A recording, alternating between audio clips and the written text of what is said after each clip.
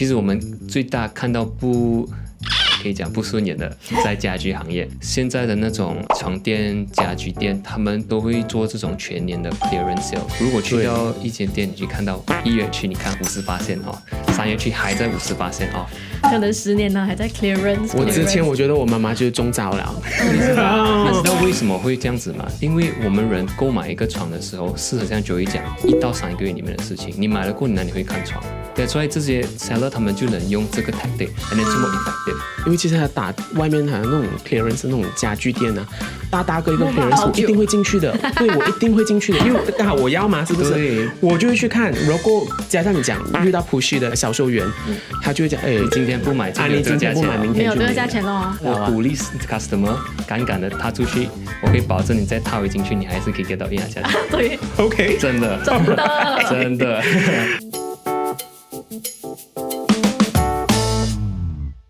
最近很多老板都在抱怨，在 KL 遇到 peak hour network 塞到连客户的讯息都回不到，再加上现在诈骗很多，真的让老板们都蛮头痛的。对，所以今天呢就要特别介绍专为企业打造的 Ultra Business Reserve。它的核心 Ultra 5G Reserve 呢，就像一条专属的 VIP 通道，全天候帮你预留网路容量，就算在网路大塞车的高峰期啊，网速依然是可以快上4倍之多。重要时刻保证绝对顺畅啊！没错，如果老板们常要出国，它的 Premier Roaming 尊享漫游，覆盖超过60个目的地，一下飞机呢就能够无缝接轨，跨境连线。重点是它还直接内建了 Intelligent Security 的智能防护，完全不用安装任何东西，就能自动阻挡诈骗电话、SMS 还有恶意网站，从源头保护公司机密。商业世界稳定跟安全就是一切。You business, your business, priority reserved。各位老板，您的业务当享优先，现在就立刻点击资讯栏目的链接，即刻开启您的 Ultra 5G Reserve。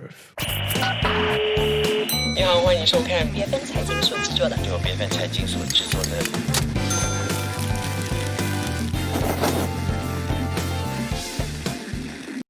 开门见山是由 U Business 荣誉呈现 ，Ultra Business Reserve 为企业而设的网络。你好，我是伟健，欢迎收看和收听由 BFM 财经制作的开门见山。今天呢，我们要聊的呢是一个看似平凡，却占据了我们人生1/3的时间，很重要的一个物品，那就是床垫啦。那相信很多人买床垫的时候呢，他们都踩过雷，就是在店里呢，你试躺几分钟的时候，你是觉得很舒服的，不过你买回家睡了1个月之后呢，才发现，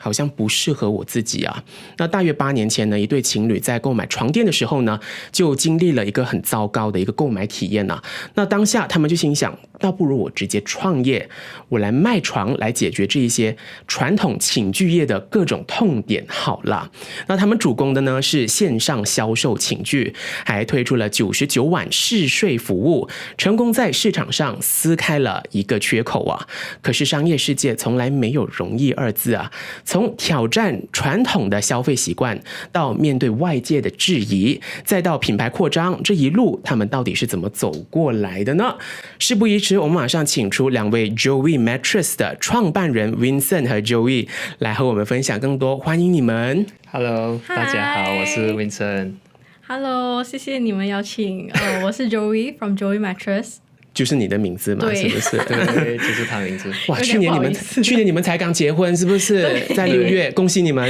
谢谢，终于啊，16年过后终于结婚了。对，长跑很久哦，因为你们是 from kindergarten 就在同一个幼儿园了，是不是？对，所以一直长跑到现在，对，不简单，不简单。我们 digress 啊，我们回去我们的那个 core 的那个 subject， 就是我想要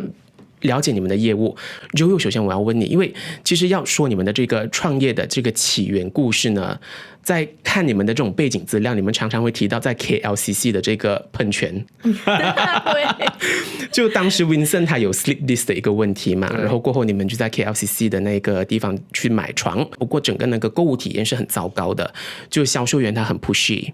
然后过后呢就很混乱的这些产品的功能啊、性能啊，还有定价啊，然后过后你们就在想，要不然我直接来创业来卖床垫来解决这种问题了。我想知道，在2018年你们创业的时候，创立 Joey Mattress 的时候，整个情况是怎么样的？你们怎么开始？然后有面临一些什么挑战吗？那时候 Joey Mattress 其实我们也没有想到我们会就是把它做成一个很这样长远的事业，就是8年了嘛。然后那个时候就是真的是因为他的那个问题，就是 sleep disc 的时候，然后那个我们就去看 chiropractor， 他就介绍我们买个椰棕床垫，所以才会去到 KLCC 的 convention 那边开始找床垫，然后才发现到整个体验真的是很糟糕，因为很 pushy， 然后身为一个顾客，我没有办法比较，就是1对1的比较，就是每一个床垫都不一样，每一个品牌都给不一样的东西，然后很多术语，然后就感觉就是很不知所措，然后我只是要买一个床垫而已，所以我就觉得那个时候的信息差是真的有在。然后在创这个 Joey Mattress 之前呢，我们其实是有创业过，第一次是在 Style Shock，所以那个时候我们就有一个经验怎样去做线上的一个生意，所以才想到可不可以把这个床垫生意放到线上去做这样子的一个事情。但是那个时候的挑战是马来西亚的人没有一个习惯在网上买东西，对，因为是在 COVID 之前，所以那个 digital 的那个发展还没有那么快，所以那个时候要我们去很像介绍给人家为什么要在网上买床是一个蛮难的事情。对，所以我们很多很像线上直营99晚计划，还有很透明的那个价格，全部东西就必须要一直 educate，告诉大家这个事情是怎样可以在买床垫上可以是很简单很好的体验。所以我觉得那个是那个时候的挑战就比较难哦，你们要去educate 你们的观众，就是因为其实购买床，很多人他们会把它当成是一个 investment， 因为床还不便宜哦，对，还不便宜，然后过后你们必须要 convince 到他们放心，你们可以透过网站这样子上网来买，是不是？这个是一个很大的问题。不只是钱上面是一个 investment， 我觉得因为每一个人都要睡至少8个小时以上一天，所以是其实是蛮重要的一个购买体验。但是在一生人当中呢，我觉得我们人买床垫的那个机会也只是那几次，对，所以就我觉得是有造成一个很大的信息差在那边。这个信息差我等一下我再谈，因为你有提到这个信息差。不过我想要问的就是，其实当时你们刚创立的时候，整个市场的那个接受度是怎么样的？我还记得第1年的时候是蛮不容易接受，是有顾客，但是我觉得还是需要用很多的我们的那个 marketing 去推出来，告诉人家到底是怎样去购买的。然后我们那时候只有2个人而已，所以我们都是接听顾客的电话，我们自己做 customer service， 所以那个时候就是很像人家会打过来问是要怎样买啊，为什么是 online 啊，为什么这样我不能 try 啊，你们是不是 scammer 啊，就很多这样子的问题。但是就是因为我们其实一直都在那个 on ground 自己去接听电话，让我们更有机会去了解顾客的思想是什么，然后要怎样去解决他们的痛点。然后这个也是会影响到就是我们线上的那种social media 内容要怎样去拍，让我们去教育更多人去买这个床。因为其实在看一些背景资料的时候呢，Joey其实你自己家里你本身就是卖床垫的，对不对？其实是不能说是很像家族的生意，是我的父母他们也是有在在这个床垫行业里面然后其实8年前呢，他们也是在打拼着这个事业，在床垫行业里面。所以当那个时候我们其实要出来的时候就是毕业过后我在想着要做什么的时候，我觉得或多或少是有影响到这个决定进去这个床垫行业。因为你会觉得我有这样子的一个条件了嘛，是不是家里人都有涉猎在这一个领域，而不是真的是因为当初的那个购买体验在喷泉那边灵机一闪，也是有这些东西辅助的啦，有对不对？影响啦。你觉得家里做床垫就在床垫这个 industry，它有为你的后来成立 Joey Mattress 的这个经营上面有什么加分项吗？我觉得最大的加分项是让我其实成长过程的时候都可以看到我父母在这个床垫行业怎样去打滚打拼。就是我们那个时候8年前做 Joey Mattress 的时候，他们也是才40几岁而已，他们年轻就生我了，所以很像有另外一个同伴在这个床垫行业，只是我们做的时候，我不想要跟着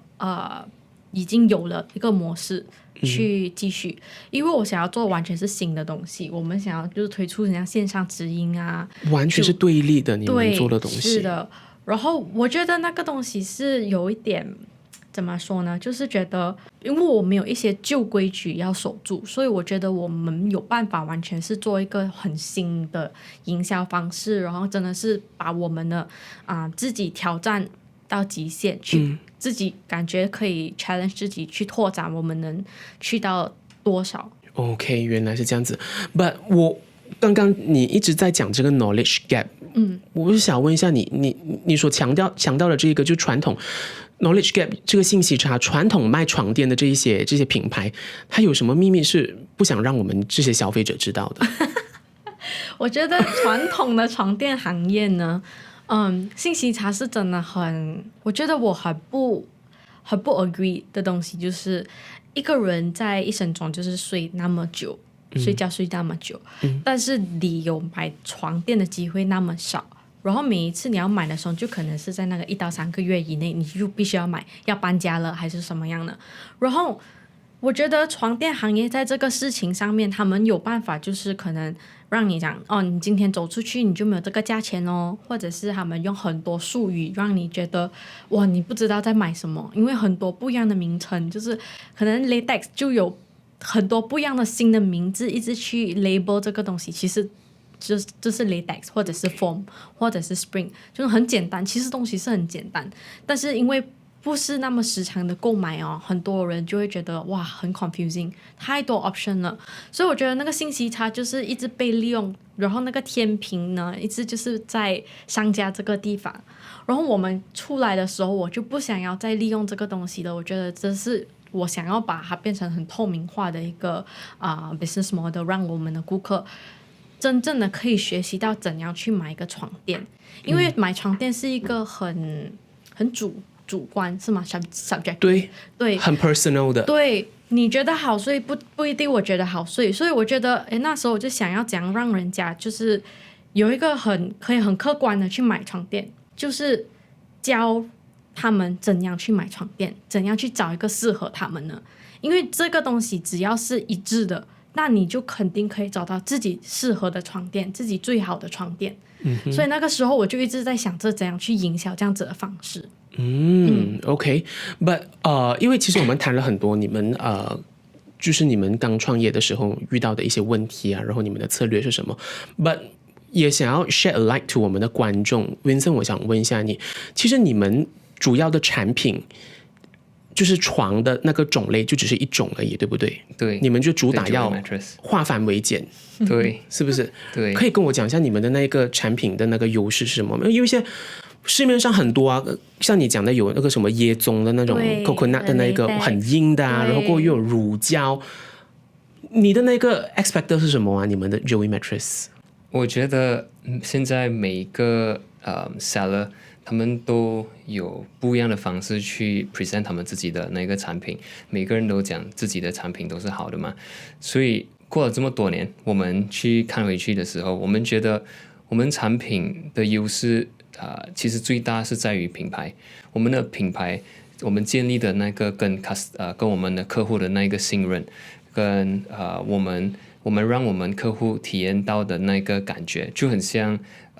你讲 Coca-Cola 这种品牌，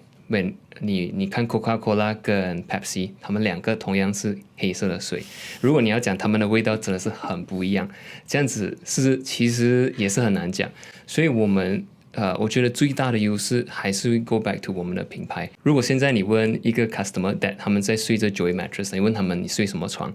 我可以很有自信的时候，他们一定跟你讲得出我在睡着 Joey Mattress。可是如果他们在睡着其他品牌的，你问他们，他们未必知道。所以我觉得那是我们最大的优势。OK，but 你们的那个材质是什么呢？你们的那个材质可以跟我讲所以讲。go to 材质就要讲到我们的那个产品理念。所以我觉得 when 我们在设计我们一个床垫的时候，最重要的2个点我们必须要达到的，就是第一，这个床能不能支撑这个customer 的重量，还有第二就是这个床能不能让customer 可以轻松的睡着。这2点 support and comfort 是我们 design 我们设计那个 Joey mattress 的时候都一直去顾虑到的东西。所以你看我们的 Joey mattress 它有2层，第一层是我们叫做 the comfort layer， 就这一层是来让 customer 更容易的睡着的，因为它的那个主要的那个特点就是它让 customer 有一个 pressure relief。So 我们的身体是有比较突出的地方 ，for example 我们的肩膀、我们的腰，所以他们都是比较凸出来的地方，所以它很自然的。如果你要所有整张床都是很高支撑的，这些地方都没有办法沉下去 get 到那个 pressure relief， 所以这第一层就是让那个 customer 可以 get 得到那一个 pressure relief。OK， 当然你让这些比较凸出来的地方沉下去的时候，你要让你也是要在下面有一个支撑，你不能让他们沉太多，不然他们的那个身体的那个 alignment 就会开始跑。所以 that's why 我们第2层就是专注来 design for support， 所以那个就是我们的产品理念。I see。OK。很 interesting 的一个，想不到你们在这一方面是有想那么多东西的。因为其实很多人会觉得年轻人创业，我找到一个很特别的产品，然后我加强做 marketing 就好了。不是，因为我们 R&D 好久。对，说到这个 R&D， 你们整个过程是怎么样的？我们 R&D 差不多1年了，因为其实我们出这个 Joey mattress 的时候，我也是在想着，凭什么这2个人有什么底气让卖一个床垫？对，因为平时如果我的话呢，我应该会找 chiropractor 来maybe add on 他的那个 viewpoint 还是怎么样啊，找那种专家。But 因为他们就觉得2个年轻人。所以就是那时候就没有底气哦，觉得，然后我就在想，到底要怎样，就是让我们可以真正去出一个 product that 我们是有自信心的，然后还可以给到这个10岁计划。所以我们那时候就真的是学很多东西，我们就是到处去跟 foam 的 manufacturer 学习，很像 chiropractor 我们也是有访问，很像 personal trainer 我们也是有问，到底是怎样要 design 一个床垫是可以真的是适合大众的。因为我们就是一个床垫而已啊，我想要就是能迎合越多人是越好，我就没有这样多 return， 所以那个时候真的是学习很多，还有我们自己睡很多床垫，因为我不知道你有没有这个困扰，就是你睡床垫你不知道它是真的是舒服的，就是你躺着这样也是好像可以，我睡地上好像也是可以，对，就很难知道哪一个是好的。你要时间久了之后你才能真的是认到那个床，要是怎样去定义它。所以我们那时候是睡好多张床，我们的房间就是好像有3-4张床一直在换，那几个月其实一直在睡着不一样的床对，okay. 然后因为我们2个的体型也不一样，所以他可能睡得好，我不一定睡得好哦。所以我觉得那个东西也是一个我们的 advantage， 因为我们很像就是体型。你们有了那一个好像市场上小骨架还有大骨架的那一种。是，然后在我们 design 的时候，我们也是发现到他很喜欢转身。所以他转身弄到我很容易醒来，所以当我们去设计这个东西，我就觉得我们一定要把这个东西就是弄成那个 zero motion transfer，所以就这样子慢慢就 develop 出来咯。那其实接下来我想要，因为刚刚你谈到很多你们做很多 R&D 的那一些嘛，就是就 try to win your customer 嘛，就是要制造出一个好的产品。不过我也想要有一个我想要关注的就是 marketing 那一 part Joey，因为其实你们在2018年刚创立的时候，你们的那个social media online presence it's very strong， 真的是我时常会看到 sponsored 的 ad， 一直会看到你们有人在那个床跳啊，然后那个杯没有动到的那个 zero motion 的那个东西，对，很多种，就是你们在 social media 有打很多广告，然后你们也是有请 influencer 啊content creator 来做，是不是你们一开始就是很 strong online presence 的一个制胜关键就是要找这一些content creator 还有 KOL 呢？我觉得现在看回去，8年前真的我觉得网红很重要，他们帮到我很多。但是我觉得网红是一个其中一个营销的手法，产品还是最重要的。如果你产品不好的话，我觉得网红如果打广告下去，然后你会死得更快，因为它是一个放大器，它 amplify 对，然后死得在更多人的前面，更多人觉得你的产品不是很好，更死。对，更死，因为你出名了，人家就会觉得哇，真的是很不好。所以我觉得是一个营销手法之一而已。然后那个时候为什么我们会有那么多网红，然后 social media 那么 strong 呢？是因为我在这个行业呢，是真的全部的大佬是在那边是几十年了，对呀，都是好老的公司，百货公司那一些，对。然后都是可能很多资金，但是我们一开始出来的时候就是资金很紧，没有什么资金，所以我们只能用 social media 网红，我们只是 sponsor 很像一个床垫，然后就是求他们拜托 review 我们，所以就是每一个都是这样子，我们就是 sponsor 床垫，然后求他们，然后那个时候因为才刚刚开始，所以其实是这个东西是蛮有利于那个公司的，我们可以省下很多资金，然后就在 YouTube 那边就很多人开始在unbox Joey Mattress 这样子的一个 review 的东西。对，因为你们其中一个很好的地方就是你们会缩到它 compress 到它一个很小的一个size， 然后过一来一开它就整个轰到大个。But 你说你就是 sponsor 他们这种 mattress 嘛，是就是没有给那种广告费还是什么给他们嘛？以前没有啦。Review 他们都是is it honest？ 对。都是 honest 的。对，okay. 我们还特地去跟那些网红，就是说，因为我们没有给，所以我希望你们可以给一个真的很诚实的 review，然后有缺点就说缺点。所以你是看，其实有些网红他们是有说我们的缺点的，我觉得还更真诚，其实还赢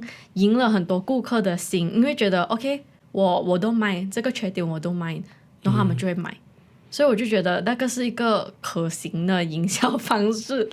不知不觉就是打到去那个地方。对吧 ？Is it safe to say that 现在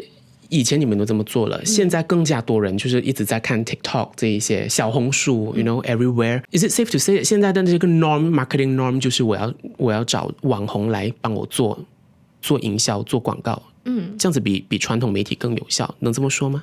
我觉得有效不有效其实很难去一对一的比较啦，我觉得，因为我的方式是当然越多营销方式越好，然后越便宜越好，所以我就是用这很不一样的营销方式，只要有办法把我的名字打出去就是一个好的营销方式，因为至少这个那么小的公司像 Joey Mattress 那么新的公司是真的很难把我们的名字推出去哦，还要赢得很多人的信任，是一个很挑战的东西。对，人家就讲你都没有在这个 market 很像其他的公司这样久，凭什么这样子？所以一开始你们的 focus 就是你们不理什么不再看什么传统还是什么哪一个比较有效，没有，主要是要打响你们的那个知名度而已。OK， 另外一个其实。说到这个知名度，其实你们算是在马来西亚第一个推出99晚试睡的嘛，是不是？这个我要问 Vincent，这个 Vincent，因为99晚试睡 ，I know， 因为你们也很 trust 那个 market 嘛，就是你们不会觉得会有 troll， 是不是？哎，我买了回去，我试了1-2晚我就不要这样子的。不，你们有 policy 啦，你们规定它就是要1个月之后才可以，是不是？我想要了解一下，那么多 customer 当中，一定有1-2个 bad apple 的嘛，对不对？所以 Vincent， 你能跟我讲 the worst experience when it comes to return case？你要跟我分享是什么呢？其实是有这样子的客户，就是我们那个床退回来的时候，我们看他，虽然他只是睡了3个月，可是你看起来这个床就是很像被人家睡了10年这样子的床，就是很那个情况是非常糟糕的。可是如果我们看大数据来讲，这些 customer 都是少数 ，and 我们的理念一直都是觉得我们不能因为害怕1%的人滥用我们的制度，而去造成或者是让我们99%的好顾客是真心是想要试看我们的产品的顾客去承担那个不便。我们觉得这个是本末倒置，因为有这样子的一个理念，我们我们也是就是坚持要推出99万4岁的这一个政策。很像我刚刚讲，根据数据，大多数人在马来西亚都是诚实的。那些成功退款跟退货的客户们，他们都是真心试了，他们觉得不适合，然后他们才要求就是要退货跟退款。然后我们也是100%的给他们退款，还有把他们的货给pick up 拿回来。你讲你那个 worst case 好像睡过10年的，是怎么？你可以跟我 describe 一下有多糟糕吗？那个床就是你收到那个床，看到那个情况是怎么样的？就你看到很肮脏，有黄色的那个 stain 在它上面，然后你不知道那个到底是什么来的，然后就这样子咯。然后我们心里面当然是想来，到底这个 customer 是不是自己有意去这样子去做的，会不会是 competitor 做的东西来的？可是我们都没有证据去证明他是有心去这样子去破坏我们的产品，所以我们还是一样，我们就相信，我们选择相信，because 我们觉得 once 我们先选择相信，我们的客户也是会给我们他的信任，所以你们还是 refund 给他？我们还是 refund 给他 100%？ 那个没有 100%， 那个我们有做 deduction， 所以我们的那个 terms and condition 里面有讲，如果你的床是有肮脏的话，我们还是让你退款退货，可是你会get 到一个 deduction， 就是一个decided by 你们啦，那个 deduction 的那个 percentage，15% 到30%。我会拿回15%还是没有，你的那个 total 你会 deduct 15%到30%？对，OK， 了解。因为刚刚你们也说，就是你们请很多找很多这一些网红啊，还是很多媒体来做营销做广告嘛。你也是说，其实不一定是好事，因为你必须要有一个很好的底气，就是我的东西是好的，我才敢找这些那么多的这一些人来帮我做宣传，因为他们是一个 amplifier 嘛，对不对？But 其实你们也是有说，一开始你们也是面对很多这一些负面的攻击，不好的一些评语，特别是在小红书上。我觉得是近几年吧，其实不是开始，可能是近几年比较多，因为开始你的名字就是人家可能是有听说过品牌名字，会比较容易就是引起那个就是比较多人按进去看，所以自然那个流量是有在那边的，所以就没有办法哦，只能就是觉得自己继续努力就好，就不要看太多这些。最不好的一个 comment 是什么呢？就最 harsh 的，就觉得可能就讲不舒服吧，但是那时候就我哭了好多天就是好心痛，就是因为我很真心诚意想要帮助大家睡好，所以当我看到很像有不好的可能留言的话，我就觉得哇好心痛，很像做了那么久就觉得真的是因为真的是把心掏出来，你知道吗？所以才会有那个很伤心。但是我最近比较强大了，没有那么容易哭了。不，你很难 control 啊，因为其实确实我看到有一些人讲你们的床垫是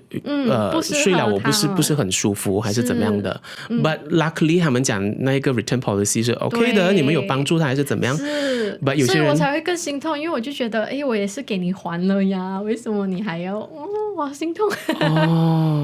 所以面对这些，你们是怎么消化的呢？我觉得一直要把自己的那个 focus 放在对的地方，很像文生讲的，就是要把自己的 focus 放在99%的事情，好的事情，对，就让他就这样吧。所以你们会不会有团队好像去，因为网上这些负评我看了之后，会不会你们有团队去跟他接洽，搞清楚the situation， 你哪里不舒服还是怎么样？这肯定有Vincent自己亲自每一个 negative post 我们看到的，我们都会亲自去reach out to 那个 post 的那一个人，去了解一下，你的 order number 是什么，然后我们去了解那个问题是什么，然后我们会想办法去帮忙那个 customer，然后就是有很多时候when 我们去帮这 customer 的时候，然后他的那个行为举止有点奇怪，就是 for example 我们来很像Joey讲，我们99万4岁期内你是可以退货的，如果不适合的话，可是有些 customer 他就是坚持讲不适合，可是他又不要退货，然后这种情况发生的时候，我们就只能跟他说 OK， 我们还是在这里，你随时想要退货的时候，我们还是在这里，可以帮你去处理。然后他给的那个 negative 的那种 post， 我们也没有办法去跟他说你要拿下来还是什么，就只能这样子，我们就你们很难控制吗？不能控制。对，你们不能控制的但是这一些。我觉得能做的东西，我们都尽量做好啊，给那个顾客。对，然后都是Vincent自己亲自去，有时候打电话给人家。对，我觉得其实经营一个品牌跟很像一个网红，经营一个网红自己的生意其实很类似。如果这问题问一个网红，我觉得他们回答的更好，因为他们每一天需要消化的那一个 negative comments。比我们品牌我觉得来的更多，他直接把他们放在 expose 在这个 public 的space 当中嘛，是不是？对，所以不简单。我们也是有很多网红朋友，那时候我们真的是不懂怎么样子消化的时候，他们就跟我们讲，肯定是会有这样子的啦。通常那些给负面 comment 的人，肯定是比 support 你的人更加的大声。所以没有办法，我们看到那种positive review 啊，那些支持我们的人的时候，我们就无限的放大。可是那些 negative comment 不代表我们不想要看它，我们看它的方式就是以很客观的方式去看它，我们想要帮你解决。如果是想帮你解决，你又不让我帮你解决的时候，等我们就 What to do? 就 stop there. What can I do? But OK， 对 ，It's a very good mindset。你们的，因为很多人他们会 tends to 放大不好的东西 ，but 你们是 OK， 我也会 take it as a constructive criticism，but 我也会放大那些 positive 的 comments to keep me going 嘛，对不对？很感谢那些 positive 的 comment。即刻开启您的 Ultra 5G Reserve 专属商务网络，尽在 Ultra Business Reserve， 让业务始终在线，高峰时段全面护航。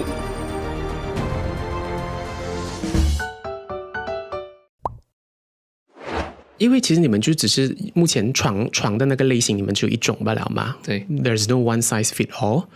所以因为有些人他们的那个 preference， 我喜欢比较硬的，就像你一开始你的开肉这样，你选那个椰子的那个coconut fiber 的那个是不是？对，要比较硬的那个超级硬，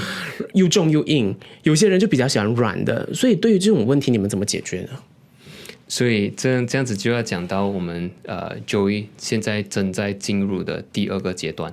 所以我们这个8年，我们之所以可以成长的那么快，就是因为我们把我们的生意建立在一个很简单的一个理念上面。我们有一个品牌，一个产品，然后一个很明确的价值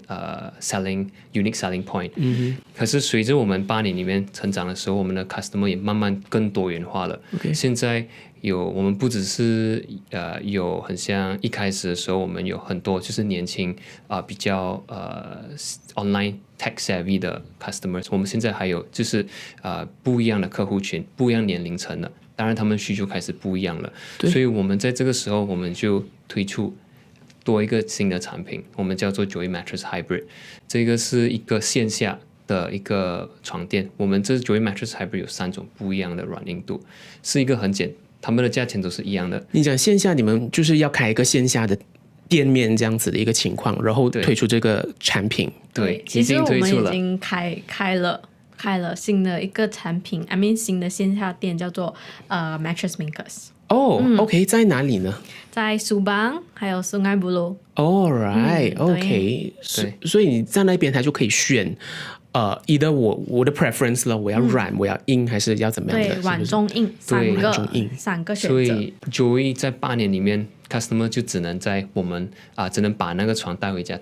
他们自己家来试睡。那个 gap 就是 customer 他们讲，我想要就是先试躺先，我想要在店里面试躺先才去买。所以这个 Mattress Makers 我们推出这个线下店，就是为了让 customer 可以有这个机会体验。对，因为一开始你们就是没有实体店嘛，很多人就觉得我不放心，所以你们就要解决这个问题了，是不是？更好的是现在不止它可以在我们的店试睡，当然我们还是觉得在一个店里面试睡一个产品5分钟到10分钟很难讲，99晚还是有。OK， 对，我们现在访问已经接近尾声了，我想要就是来就是 conclude the whole interview， 其实从创业到现在已经有多少年时间？有8年了，对不对？8年的时间啊。Vincent， 我问你，其实你从创业开始走到现在，你有没有觉得 at what point 是你觉得真是 dilemma， 就是is there a point 就是你 feel like you would like to quit 还是怎么样的呢？有没有遇到过这样子的一个情况呢？我想过这个问题，我觉得最难的在我们的生意其实就是在去年那一个期间，然后也不是因为我们的营业额不达标，也不是因为现金流，也不是因为anything that is 有问题。最大的那个，我觉得最大的 challenge 是我们发现我们班里里面成长最快的原因，现在已经成为我们的限制。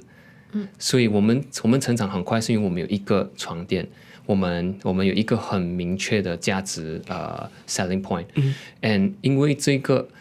它限制了我们的那个客户群，所以客户很像你刚刚讲，他们在更多元化，他们想要不一样的软硬度，他们想要不一样的体验方式，所以这些全部都是，如果我们坚持我们之前的生意模式，就是 online only，你就是要只能把床拿回家试睡，我们没有办法去扩张，所以我们在去年去做了这个很难的决定，我们就讲 OK， 我们其实不是完全对的，我们一开始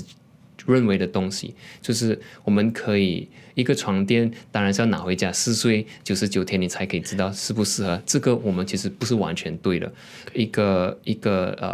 perspective， 所以我们现在推出的 Mattress Maker 就是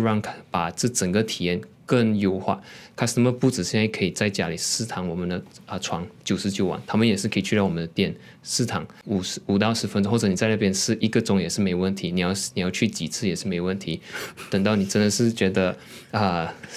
觉得适合的时候，你觉得 ready to 买的时候，你再买。这个实体店也是让我们把我们的品牌更延伸到那个客户可以体验到first hand 的。之前他们只能在社交媒体看到我们的品牌到底是怎么样的，可是你现在可以走进店里面去真正了解我们的品牌是怎么样的，我们用的材料是怎么样的。Full transparency 啦，是不是就是这个东西你们要 provide 给你们的 customer？ 对，你如果去到我们的 Mattress Makers 店，你会看到有一个 stone tablet，那个 stone tablet 上面写着就是我们的基本上它写着是我们价钱在我们店里面是不会更改的。其实我们最大看到可以讲不顺眼的在家居行业，就是现在的那种床垫家居店，他们都会做这种全年的 clearance sales。你如果去到一间店，你去看到有时候你1月去你看50% off，3月去还在50% off， 这些是我们可能10年了还在 clearance。我之前我觉得我妈妈就是中招了。你知道为什么会这样子吗？因为我们人购买一个床的时候，是很像Joey讲1到3个月里面的事情，你买了过后你哪里会看床？对，所以这些 seller 他们就能用这个 tactic and then 这么 effective。我们就是我们不要一个 customer 必须要经过这样我觉得不 transparent 不 honest 的一个为什么不能就是做简单化？对啊，很讨厌。让 customer 容易 compare 价钱，知道他在买什么，这样子才更好，我们觉得。因为其实他打外面好像那种 clearance 那种家具店啊，大个一个 clearance 我一定会进去的。对，我一定会进去的，因为刚好我要嘛，是不是？我就会去看。如果加上你讲遇到 pushy 的那种销售员，他就会讲，你今天不买就没有这个价钱，明天就没有这个价钱咯。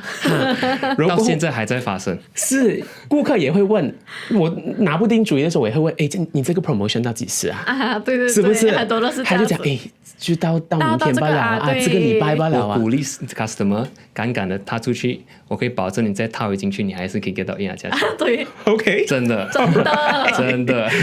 好 ，OK， 其实你们两夫妻，你们已经经营这个，就之前有一个生意，然后一直到现在，你们合作很多年了，是夫妻也是 business partner， 对不对 ？What are the non-negotiable？ 就你们不可以妥协的 ，when it comes to operate 你们的 business。我不能妥协是就是太感情用事。我觉得2个人在做，如果在攻的话，就必须要是很公事为主。所以我们每次就是在讨论问题的时候都没有用很多 emotion。就觉得 OK， 公是公，死是死，但是6点过后呢，我就尽量不要谈公事，啊因为我觉得很压力。我就是放工了，你要放工，我不能。哦，所以你就是就事论事，然后过后我对对对我是要有我自己的那个on and off 是 switch 的，对不对？对，我是从很像我们第一个生意的时候就大概有这样子的一个默契了。所以，但是有时候就是我们很像有想法的时候，6点过后我们还是会谈，只是就是会很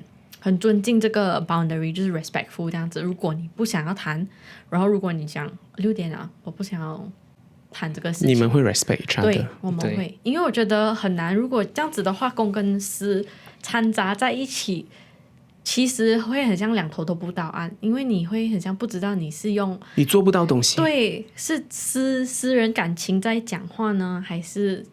公事是公事。所以我觉得那个6点过后不讲话是一个让我们有办法可以做工作那么多年的事情。如果是跟我跟Joey之间的话，我可以讲的是，我们2个人的Joey cover 其实蛮多啦。我们的讲分工。